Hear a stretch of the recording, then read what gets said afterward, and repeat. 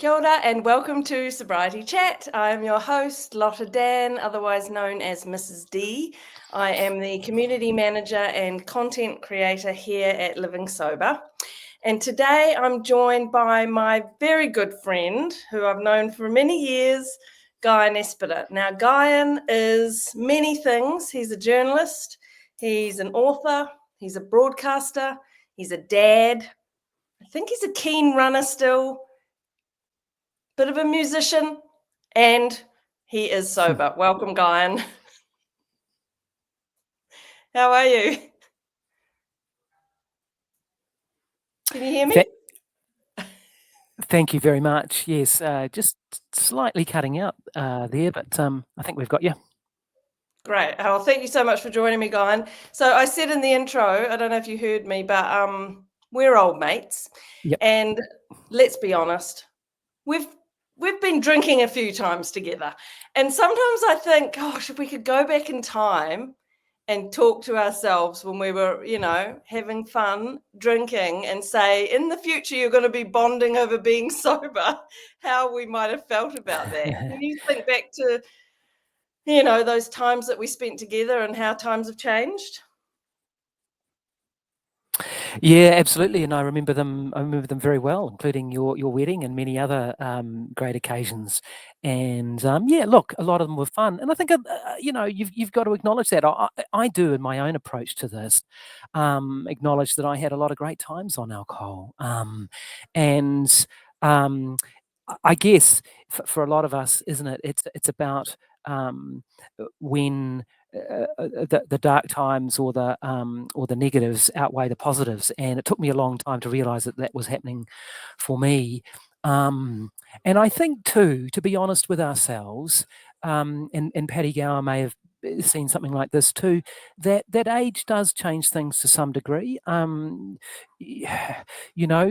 I think it is more likely that you're going to take in a kind of approach that possibly we've taken after some years have gone by. That's not to say anything about younger people who want to go down this path at all, but I think that there is something in that, whether it's just hopefully it's some wisdom, possibly it's the accumulation of experiences is over that time. But yeah, I don't know. To answer your question, I would have been very surprised to be revealed that we would be bonding over this. But all power to you and the influence that you've had on me, and I'm glad to be part of that club.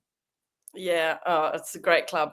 It's interesting what you say about age because, it's probably fair to say a lot of our members are 40s, 50s and beyond. And every now and then we have someone join our community who's in their 20s or 30s. And everyone's always saying, oh, I wish I'd done it earlier. But it is rare to have people in those younger decades come through. So, yeah, I agree with you. It seems to be something, it takes us a while to kind of admit the truth, I suppose, that it's not really serving us, this drug. Yes, I think that's very true. And my own experience was exactly that. I mean, I would have literally had hundreds of mitigation strategies, all of which failed. I'm only going to stick to beer. I'll drink low alcohol beer until 10 o'clock at night, and then I'm going to cut into the beers. Red wine's my problem. Red wine's my savior. Whatever it was. Let's download this app because it counts the drinks. It's going to be fine. None of it worked. And it took me an embarrassingly long time. I mean, I think I was 47 or something like that. It was 2019, it's about 6 years ago. So it took me an embarrassingly long time, to realize that. And I do think of the shameful amount of wasted money, wasted time. I mean, if only, that's one of the things that you can talk to people about, isn't it? Like, okay, let's say you can manage your drinking relatively well, and the first 3 or 4 drinks are fine, but the 11 that you had after that, there's just so much wastage in terms of brain cells, money, time, the impediments and challenges that you put in your way. So yeah, I'm thankful that I finally woke up, but man, it took me a long time. Yeah, I mean, some people never do it, let's be honest. So, you could, think if only sooner, but hey, we did it and here we are. And I don't know, I mean, it's complicated, isn't it? I just want to ask you, in those years where you were trying every mitigation strategy, as you say, I'm always really interested in the inner dialogue, because my inner dialogue, I can almost pinpoint to the day where the little worried voice started piping up. Is this normal? I'm hungover again. Is this normal? I'm full of guilt. And that inner dialogue, that back and forth that went on for me for about 4 years before I quit. Did you have that through the time of you trying to control, or were you just like, I just need to learn, talk to me about that inner dialogue and that worried voice that you had? Yeah, well, my worried voice started pretty early on, because at the age of about 20, 21, I spent the night in a prison cell after an altercation with the police in Christchurch, after drinking a bottle and a half of vodka, an amount that would just about kill someone. You could die on it, and then drank it fairly quickly, and then so that was my preload. Then I went out into town and got banned for life from Warner's, which got taken down in the Christchurch earthquakes, and so I'm presumably not banned for that anymore. Got into some altercation with the cops and spent the night in prison. My dad and my brother came and picked me up the next day. That evening, it was a Saturday. It was a Friday that got into trouble. I went along to a barbecue and took a 6-pack of beer because that was a light night, and so I thought I was being responsible. So look, any reasonable, sane person would have realised that I was potentially having an issue there.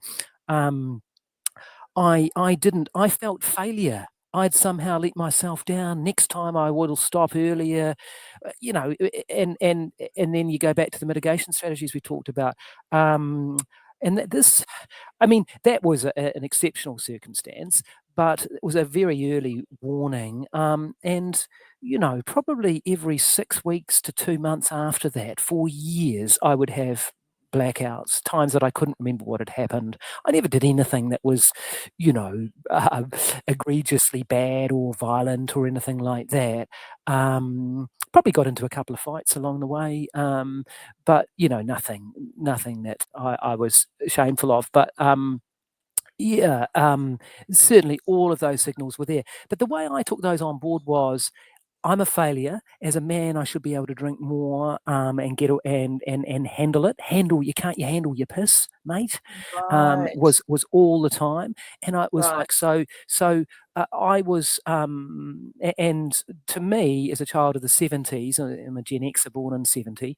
People just wanting the reference points.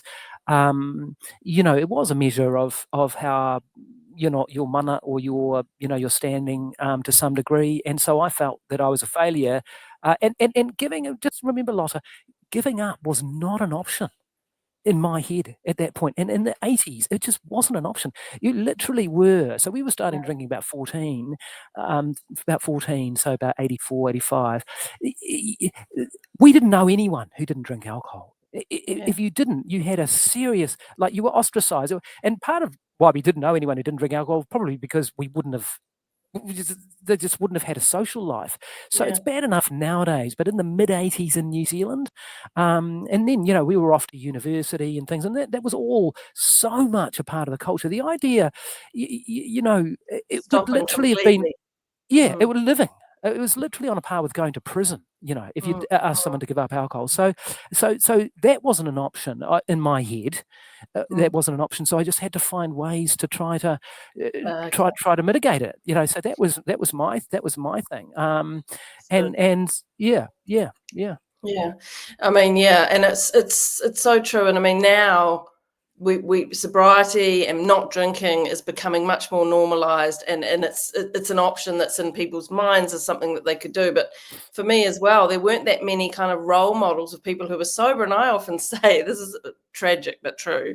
But it was random celebrities that I'd seen on the red carpet on Channel E, like Keith Urban and Rob Lowe, who I knew was sober, and it was seeing them that was quite key for me, because I knew that they'd stopped drinking and they didn't look miserable, and that was the first kind of, this is an option thought for me. But turning that onto myself, I mean, who doesn't drink? It's a terrifying process. So what happened that you finally were able to go, this is something I could do, and how did that feel? Yeah, possibility. it's interesting because it ended with a whimper rather than a bang. To misquote T.S. Eliot, it was just one Sunday morning, mid 2019, and I don't even record the date because I didn't want to. I knew then that was for the rest of my life, so I didn't want to say, it's the 17th of July or whatever. I just went, nah, that's it, which is a weird decision given I'd spent so long and it'd been such a massive part of my life. It was a Sunday morning.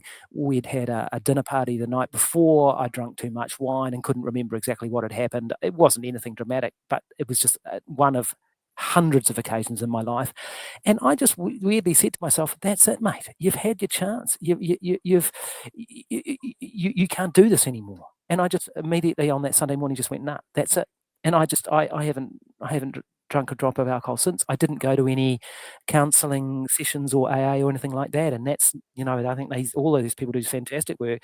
So there's nothing to be proud of. I mean, as I say, I should have picked up those warnings 25 years earlier. So there's nothing to skite about there at all. I found it, the other little thing for people to know is that for me, I'm a type 1 diabetic, and about a year earlier than that, I had been diagnosed with type 1 diabetes. So I'm an insulin-dependent diabetic, and I had cut sugar entirely out of my diet. Now, you've researched this topic a lot too, so you'll know a little bit about this, but I don't eat almost any carbohydrate. And this was a massive change for me. That means eating no processed food, nothing in a packet, nothing from, all my favorite foods and stuff.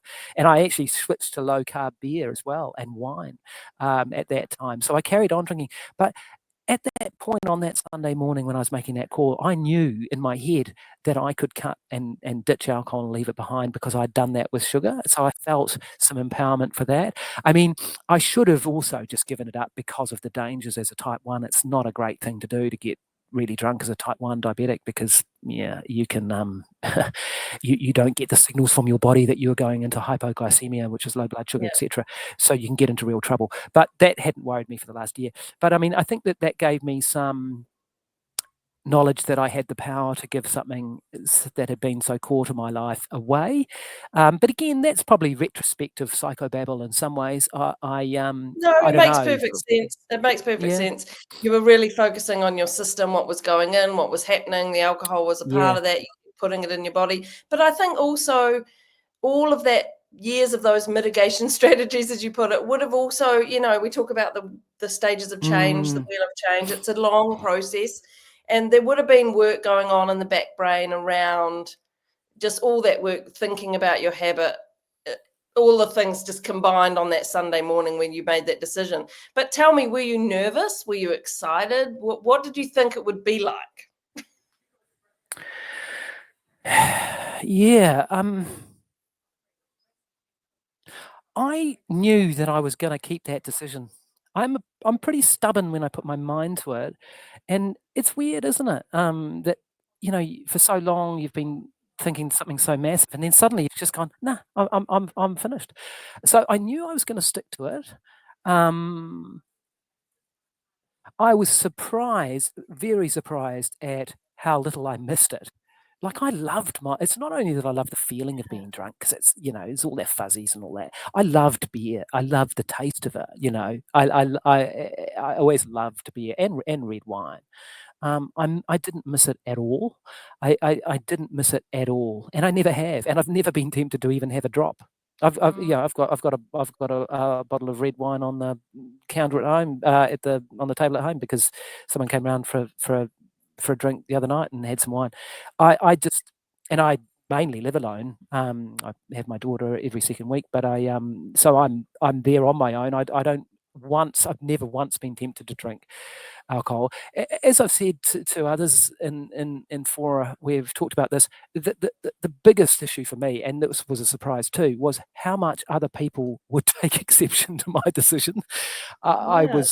I found it quite extraordinary, and still do, that people take issue with the fact that you don't drink, and that can be subtle, or not so subtle. I mean, I was literally someone very, very forcibly in a kind of wider family situation tried to pretty much forced me to drink this Pinot Gris that they had, like saying, "Oh, well, I know you don't drink alcohol, but you have to try this particular Pinot Gris." Well, It you just went open at on and that on. point because Oh yeah, I'm yeah, yeah, I, yeah. I But yeah, but even my own dad, who I love so much, he said, oh, you don't drink, but do you want to have a beer? I mean, I suppose it was just habit, and it's hard for other people because if you've been quite a big drinker, and I was, people still think it's the old you, and and look, yeah, I suppose, and with people like yourself doing the work and more public, people need to be a bit more aware of that sort of stuff. It isn't cool to try to force people no. to drink. It really isn't. But it wasn't even so much. It was so as that was at the extreme, but even at the less extreme, I still get people saying, "Hey, we should catch up for a beer." You don't drink, do you? As though that's the end of it. We can't go out. No catch We up. can't catch up. There's No no catch up catch up. It anymore. ain't going to happen. Yeah. It's so crazy. I've always been very interested in you talking about this, and I've heard you talk about it, and I've read your book, which is a great book, by the way. I'll put the link in the description. But I didn't get that going. I just haven't. Yeah. I can count on one hand the number of times someone's hassled Mm. me or pressured me or awkwardly said any of those things like you've just said, "Oh, we should have a wine." Oh, no, that's right. You don't like I just didn't get that. So I don't know why that is because you've always been pretty open as well about I don't drink anymore because I can't control it. Were you saying that or were you more sort of Yeah. oblique? I don't Oh, know. yeah. No, no. Because you're a People man? knew, I and don't know. it could, yeah, yeah. I mean, there are a couple of options, aren't there? I might have been more visible with my drinking, so people might have expected me to continue that. It may be a gender thing to some degree. It may be just the circles moving in or whatever. I'm not sure, but I have encountered a lot of it. Less so now, but some pretty. I found extreme and quite blatant examples. Where everyone in the group would turn to you and wait your answer. And look, it's possible, to be fair to people, that Oh, God. I took it more seriously. But it was pretty awful. Like, you'd walk into a party. Yeah. I still remember these occasions, and you come back with a water because no one was serving anything else, and then people would be unpicking your decision for 5 minutes. It's pretty Oh, uncomfortable, and God. it's pretty bad. Um, Yeah. And and it so, definitely but I does think, still exist in some pockets. yeah. I know some of our members often talk about this is quite a big factor for them in quitting is the pressure they get. So it is a real thing. Mm. Just last week or a couple of weeks ago, I went out with someone who doesn't drink either, and she wanted a ginger beer, and I was having a Diet Coke, and I went up to the bar and ordered these drinks, and the guy said, "Do you want alcohol with either of those drinks?" uh, so yeah, I mean it's it's still a factor for people. It's still a factor, and that speaks to our society. But hey, how do you go at parties now? Now, I saw you at a party recently. We were at my husband's 50th down at the Yeah. Cashmere Club in Christchurch, and you and I had a lovely chat late in the evening, which I so appreciated because it's the time of evening often where the chats are a bit, repetitive or smelly. But how do you go walking into social events like that now and knowing it's a boozy affair and, I know how I feel, but how is it for Mm. you being in those environments of parties and the like and being sober? Look, it's really pretty good. I think for people listening to this who are embarking on that journey too, it is difficult in the beginning, and you're not quite sure how you're going to react if you feel confronted or you're put in an uncomfortable position. And I think you just need to work out a few things about how you're going to approach it, what your strategy is going to be, even the practical things like what drinks you are going to bring and how you're going to manage yourself in that way. So there's some practical logistical stuff. What's my line going to be? Yeah, What am I going to say? Is there a great joke I can advice. use? Yeah, Am I going to go for the zero alcohol beers or whatever it is? I don't do those, but some people do, and great. Or your cokes or whatever you're going to go for. So there's the practical logistical stuff that you need to have sorted out. But look, I've found that for myself, fantastic. There's a few exceptions when when there are events that get really, really liquored really quickly, I think, I don't mind the long, slow, and people are a little bit squiffy by the end of the night, and that's fine. It's when you're at a one where it's all about the drinking. Yeah. And I was at one of those. It was a wee while ago now, but and with people in their 40s and 50s, but they just got so drunk so quickly, and then you've got someone telling you the same story 4 times, and you just can't. You just literally just get me out of here. I just can't handle that. But that's pretty rare now. I mean, or I'll just shuffle away from someone who's obviously just well gone, But I love my going out. I love my social stuff. I probably am more social. I certainly go out to far more gigs than I ever used to, and love the music. I love going out to dinner where you actually can taste and concentrate on the food, because everything had alcohol. And I remember even going to kids' movies with my daughter and having 2 or 3 craft beers, just totally unnecessary. So I love the social aspect, and I love talking, as you can see. I mean, I love and I love that, and I'm keen to go to those events. And I don't need booze at all. I wouldn't dream of it. It just, that's the other thing. Just to flash back to something you said before. I mean, in terms of how I've approached it, to me now, and I hope this doesn't sound like hyperbole, but alcohol to me feels like a poison. I just wouldn't put it in my body. I just don't think about it. It's just like, oh no, I just wouldn't do it. So it's a weird mindset. I don't know. I'd be fascinated to know how my brain works, because I really wish I could have captured that a lot earlier. But no, I can totally relate. And when you were talking about the red wine on your table and how you have no pull towards it, I mean, I look at that, I literally just think it's poison in a fancy bottle. I think other people can have that shit. It has no pull for me now. I look at it as a toxin, and I get it. It works. It does what it says on the bottle. It gives you the immediate lift, but I've learned how to not need that anymore and just be in the raw. And I try really hard not judge other people for drinking, because I get it. Not everyone struggles with alcohol, but I just look at it like we're just in this matrix of crazy where it's sold as this magical elixir, and it's the opposite. And obviously that's why I still do what I do, because I want to help people. Guy, and there are so many people struggling. They just keep coming into our community, and they keep coming in, and they're quiet, and they're feeling diminished, and they're feeling alone, and they're feeling stuck, and they've got that fear of what happens if I quit. And there's so many people, and it just infuriates me that this drug's been allowed to be positioned so comfortably in the middle of everything. And so I'm really grateful you're in this space as well, speaking honestly and openly about your journey, because all our journeys are different, but there's always little bits that people can take. Yeah, absolutely. And I think it's interesting to hear what you said about celebrities and who didn't drink, because you do need role models in any when I got diagnosed with type 1, I was on Google, like, who's got type 1? Oh, there's this cricketer. Oh, there's this marathon runner. Oh, there's this musician. Of course, because you're trying to say, what's open to me? Who are some people who have done well despite that, having a condition or not drinking or whatever. So it's really important that people get out there and talk about how you can have a great life without alcohol. That's what I'd like to see more of. I really think you need those sort of campaigns. We all know the carnage that it can create. I think what's less celebrated is the joy and how you can live a fantastic life without alcohol, like to be positive about it, rather than censorious about the people who do. I'm not interested in that. I'm interested in saying, you can have a fantastic life. You don't need this drug. It's just going to hold you back.